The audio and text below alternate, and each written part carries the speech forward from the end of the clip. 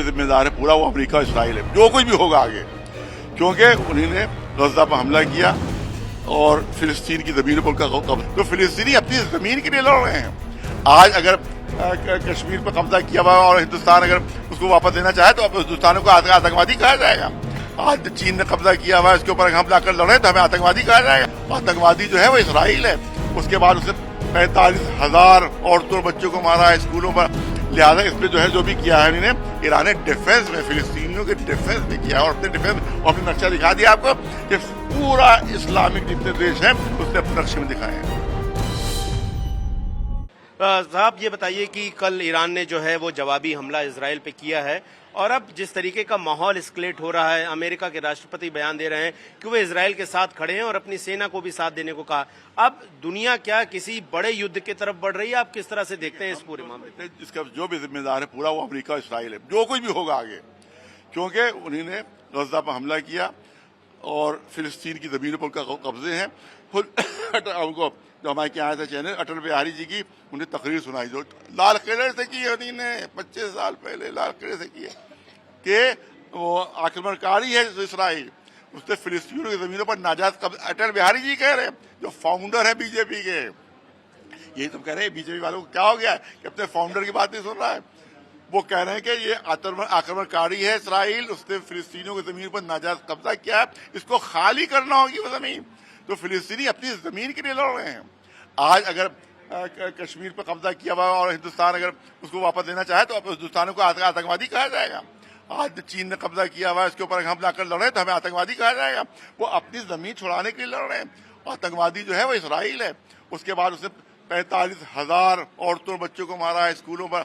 आप देखें इंटरनेट के ऊपर है, एक मैंने देखा एक तस्वीर कि एक स्कूल की तस्वीर थी, इसमें बच्चों की लाशें वहां पर पड़ी जिंदा। उसको आप मजलूम कह रहे हो और जो नन्हे नन्हे बच्चे मारे गए उनको आतंकवादी कह रहे हो। इससे बड़ी नाइंसाफी और अत्याचार और क्या हो सकता है? लिहाजा इस पे जो है जो भी किया है इन्होंने, ईरान ने डिफेंस में फिलिस्तीनियों के डिफेंस में किया और अपने डिफेंस और अपने नक्शा दिखा दिया आपको कि पूरा इस्लामिक जितने देश हैं उसने अपने नक्शे में दिखाए हैं।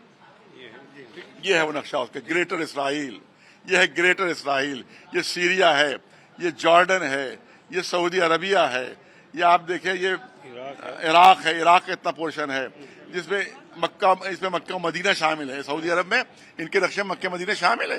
इसमें जो हमारे होली प्लेसेस है करबला और नजफ वो शामिल है। उसके बाद हम चुपके बैठे रहे। मौलाना साहब, जेपीसी को लेकर जितनी राजनीति वक्फ बोर्ड को लेकर नए बनाने को लेकर की जा रही है, अमित शाह कहते हैं केंद्रीय गृह मंत्री की हम इसको ला कर रहेंगे, गरीब मुसलमानों को न्याय दिलाएंगे, लेकिन बहुत सारे सवाल और जिस तरह से सांसद निशिकांत दुबे ने बयान दिया उसको लेकर बहुत सारे सवाल खड़े हो रहे हैं। अब आप लोग की आगे की रणनीति क्या है? गरीब मुसलमानों कह रहे हैं जाएंगे तो गरीब मुसलमानों क्या करेंगे? वक्फ कब्जा करके दिलाएंगे वो गवर्नमेंट के कब्जे में तो वक़्फ़ पहले ही है। वक्फ बोर्ड जो है वो गवर्नमेंट का इदारा है, पब्लिक कह रही है। पूरे यूपी में जो वक्फ बोर्ड है जितने भी वहाँ मेंबर हैं सब गवर्नमेंट के बनाए हुए हैं। अब गवर्नमेंट कह रही है हम बनाएंगे इसके जो है वो गरीबों को देंगे। वो गरीबों को लूट रही है, वो देनी नहीं है। ये तो कांग्रेस ने ये शुरुआत कांग्रेस ने की है कि औकाफ पर कब्जा कर 123 औकाफ पर कब्जा किया हुआ है। कौन से गरीबों का फायदा हुआ?